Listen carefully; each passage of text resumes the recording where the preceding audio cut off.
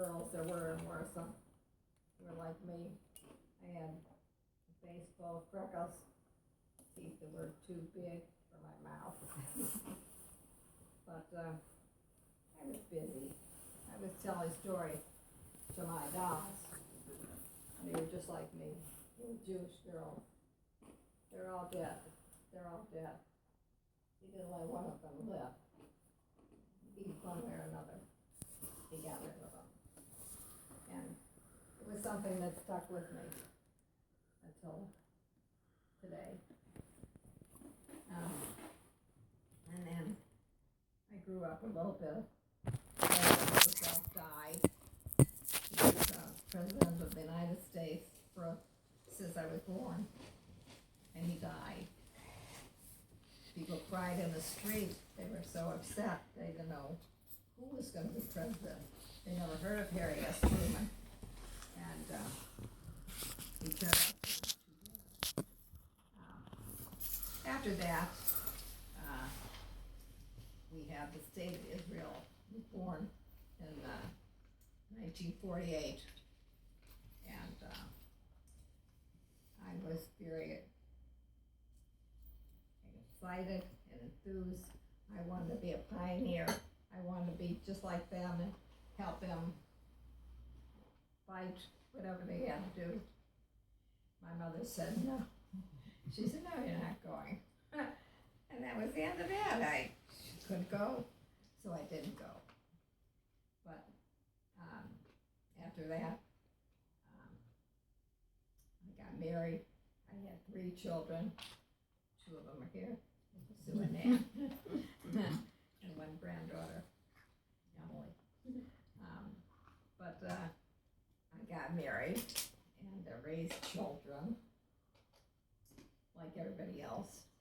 And then I got divorced because the marriage didn't work out too well. So I got divorced. And then I got a job at the Workman's Circle. Does anybody know, besides Susie and Nancy, what the Workman's Circle is? Social service organization. Jewish. Right. Yes. I know my aunt and mom were part of it. Okay. It was the Jewish Socialist Fraternal Organization. And they taught me everything that I know today that I learned from them. And they were just marvelous, marvelous people. I enjoyed working for them. But they taught in their school. They taught children Yiddish. They taught modern Jewish history, labor movement, the Jewish commitment to the labor movement. They were committed to the labor movement. It was a very interesting time. And then at Cleveland Heights High School, there were 2 teachers. One was Rabinowitz and one was Schwartz, who decided, this was in the late 70s maybe, that the kids should know something about the Holocaust. They wanted to teach it. But if they didn't know that our school had its own director, Senator Weisman, he was very well known for being the director. They didn't know that he was the director. I was the director of the organization, so they sent me an invitation. And I went. And I went to this conference, which was very, it was very succinct in what they wanted to accomplish. Who should they teach a Holocaust to? What age group? The 11th, the 12th, 10th, and what book should they use? And it was all very lovely. It was dinner, and then they had an after-dinner speaker. Did anybody ever hear of Franklin Tell? Franklin Tell? Nobody ever heard of him. I didn't hear of him. I never heard of him. I went to hear him, and he blew me away with his speech. He was a Christian minister, and he taught Christianity at Temple University. he said that he couldn't understand it, why the 6 billion Jews were killed. Hitler was able to kill 6 million Jews. And he said Germany is a country of churches. They have all kinds of churches, not just the Catholic Church, which signed a covenant with the Nazi dictator. They had Lutheran churches. They had all kinds of churches. Where were the people? But he didn't know Hitler's secret weapon, and that was in gathering people together for his causes. He had a method of doing that no one else has done since or ever. And he was very good at it. When he had his rallies for his way of thinking, anybody who opened their mouth got taken outside by his Gestapo, not Gestapo, his brown shirts. Mm-hmm. At that time, he had brown shirts, and those were his private army. They were taken outside and they were beaten up, but they were just taken care of. The only people who were there who were able to speak up were people who were in favor of him. He was very good at this. Well, anyway, Dr. Littell told everyone at this conference that the Christians are responsible for the murder of the 6 million Jews. I was amazed. I thought the only people that worried about the Jews were the rest of us. They were our family. They were people that we knew. I never even considered that the Christians thought about them, but they did. They thought a great deal of them. And he said he was going to start conferences on having these Christian clergymen speak about their problems and why they were unable to mount a defense against Hitler. So I went to the second conference. It was at Kent State University. That's where I met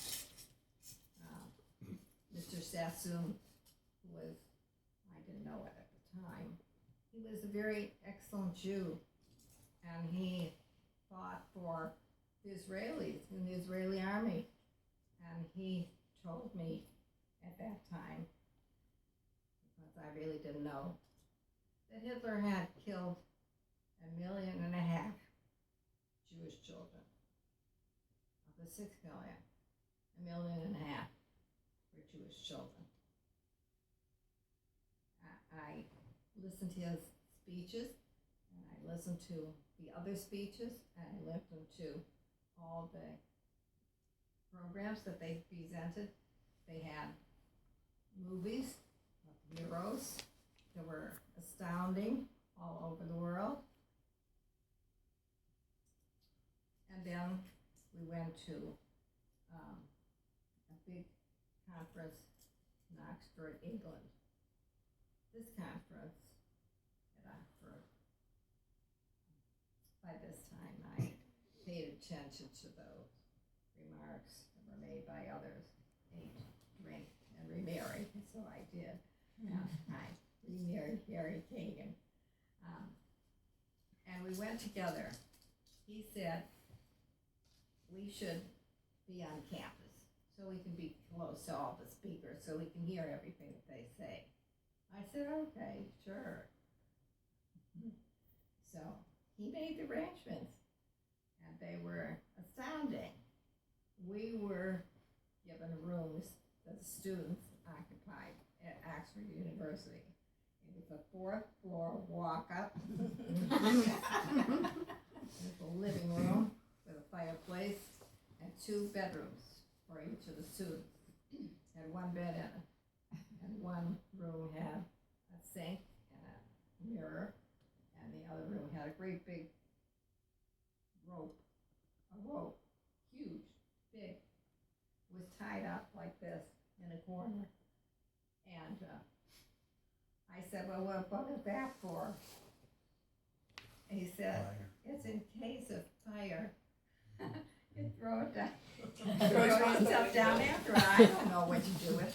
Anyway, those were the accommodations. I have to tell you, I was just very upset about it. Because I have to go to the bathroom in the middle of the night, and I had to walk down 4 flights. Oh my There's no bathroom there. The bathrooms were on the first floor. It was a huge bathroom, and it had a shower, but it also had a bathtub that was made out of copper, big bathtub. And I said when I got it back upstairs, if I ever take a bath, how do I get out? I can get in, but how do I get out? I would drown. So I stuck to showers from then on. I was mad the whole time at these accommodations, but it didn't discourage me from the impact of the conference itself. Now the conference had changed. The Jewish people were now interested in them also. And we had Richard Rubenstein, I don't know if you've ever heard of him. He graduated from Harvard University, and he wrote the book After Auschwitz. And that's what he wanted to discuss, his book. And there were some other interesting people there from England, from Israel. And the thing that was the most exciting about this conference was that there was an artist that was asked to be there. He was not Jewish. He was an artist, and he did large canvases about life in concentration camps.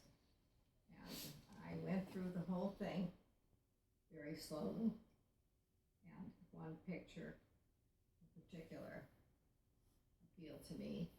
It was a picture of barbed wire and an eye with a tear coming down.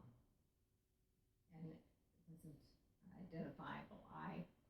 It was an eye that could belong to anyone, a man, woman.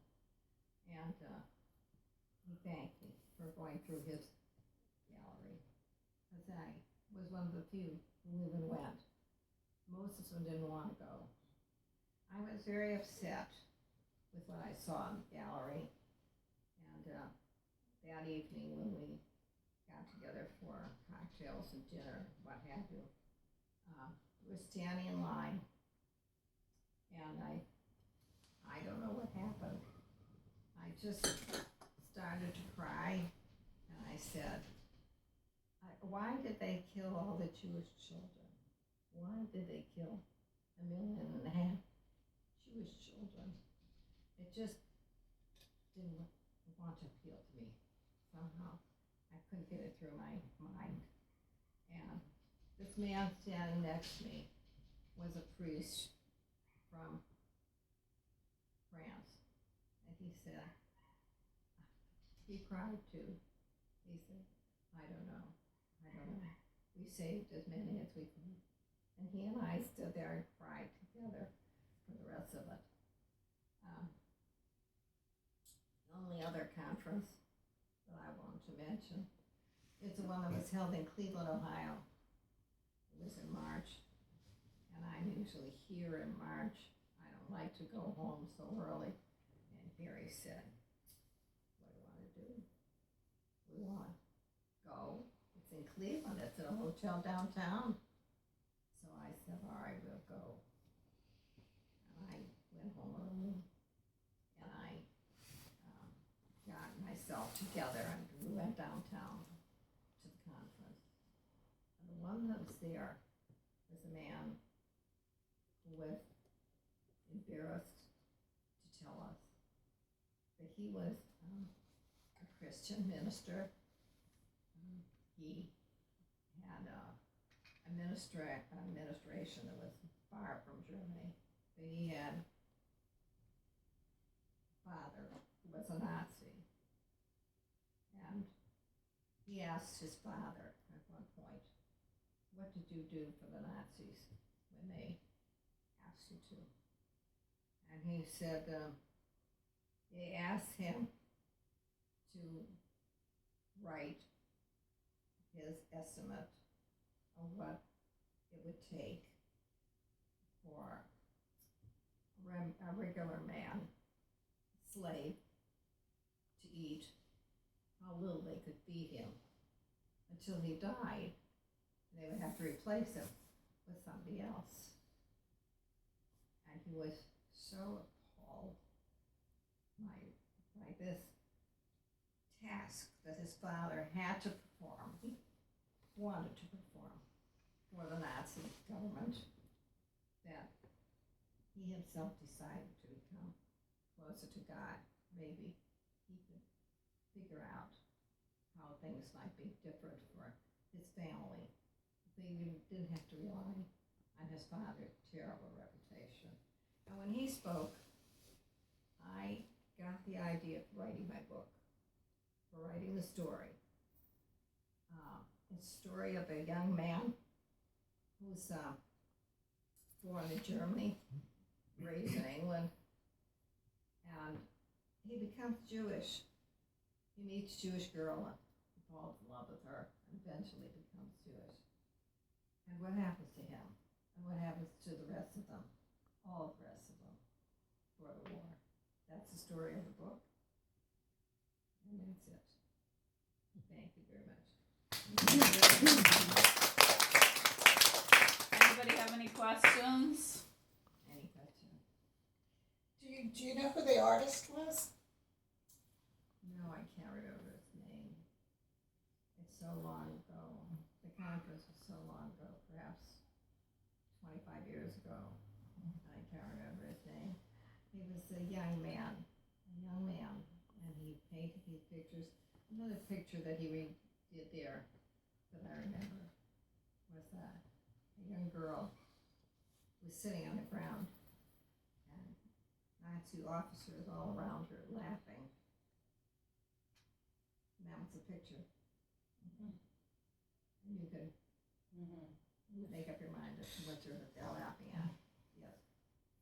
And when I started the book, I realized that it was very accurate in a lot of the characters you portrayed close to Hitler. Can you explain a little bit about the research you did to The write research book? that I did on my book, oh, God. Well, the book really took, I'd say, a good 3 years to write. And while I was writing it, I had to research every bit of it.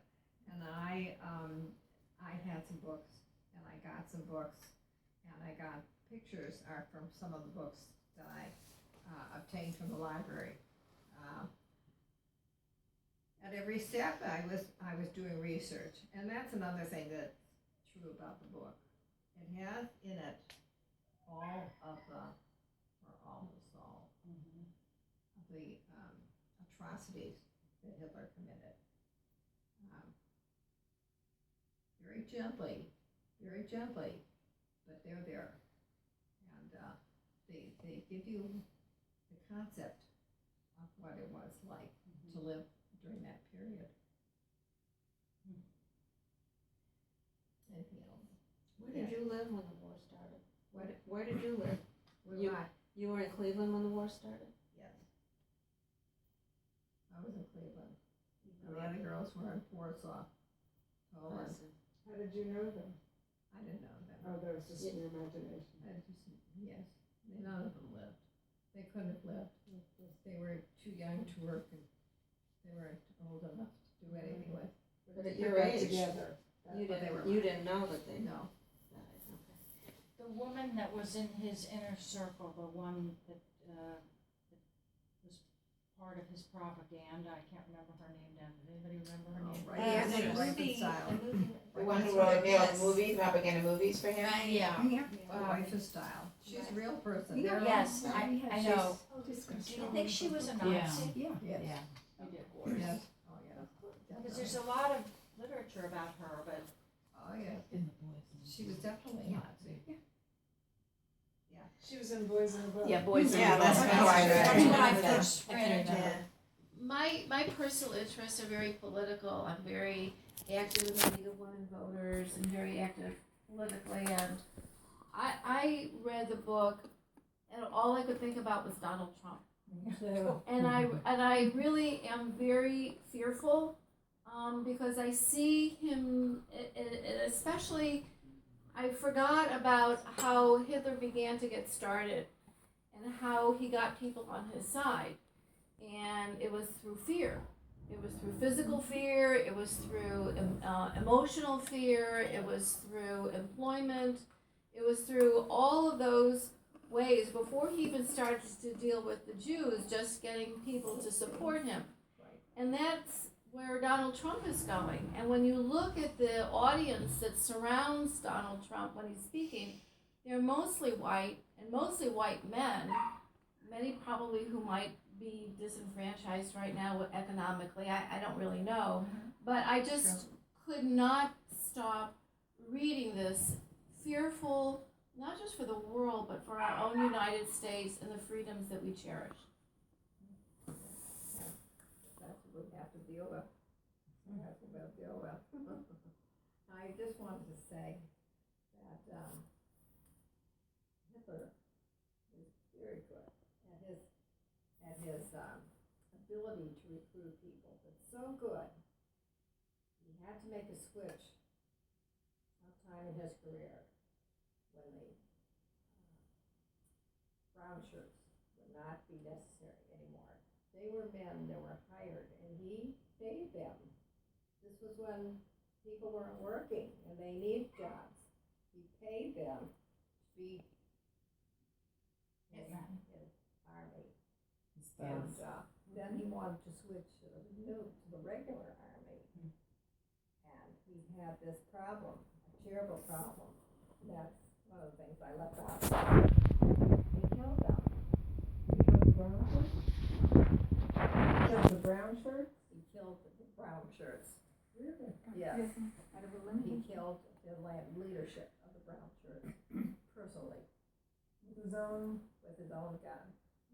Really? Yeah. Did you think he was crazy?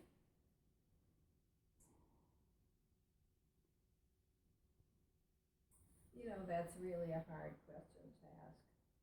I don't really know. I think he was paranoid, terribly paranoid. There was no reason for him to want to kill all the Jews. He actually defeated his own purposes because Einstein came to here to America, and Einstein was instrumental in building the atomic bomb. He was trying to build the atomic bomb, and he was very close accomplishing, but he couldn't finish it. Well, He didn't finish it up. if he had listened to his own brilliant generals, we may not be in this room today. But he didn't listen to them. He went his own way. Yeah. And led his own defeat.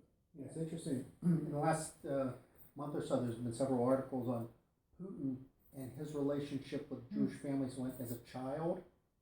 And you can't help to think that if Hitler might have had a similar experience as a child, maybe his feelings wouldn't have been so bad. But apparently Putin, had a very good, positive relationship with Jewish people in his neighborhood when he was growing up.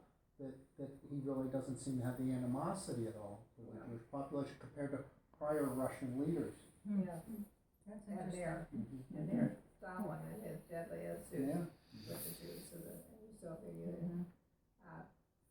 Hitler and Stalin and Tojo, they were three of a kind. Not Mussolini. Mussolini was a little different. But those three Who's were Tojo? The Japanese prime minister? yes, the Japanese prime minister. They were of a like mind, and they dealt in terror and in building up their own reserves, their own image. The German people, as far as Hitler was concerned, were the most forward-looking, remarkable people in the world, and there was no reason why they couldn't be the rulers of the world, why they couldn't be number one. he saw to it. It's kind of what Trump is doing now, what he's trying to do. Well, I think there's so many differences, I don't have the same Do you too. really think No, there's differences there's so many between differences, Trump and Hitler? And the whole structure of our government Yeah, and it's so different. freedom of Oh the my press, God. and I mean, on and on, Yeah. but what I was gonna say is, all of these types of books always remind me of the fact that, one of the ways certain people create power is by making it so that if you speak up, then you are yourself the victim of that person. And I know at Dachau in 1932, already the prisons were filled with people who had any different opinion. Right. And they weren't particularly Jewish, they were No. just anybody who spoke up. Right, But that's true in many places in the world. right. That's my point, is that's how you consolidate power in that type of society, by not being allowed to speak. Thank you very much. Thank you so much.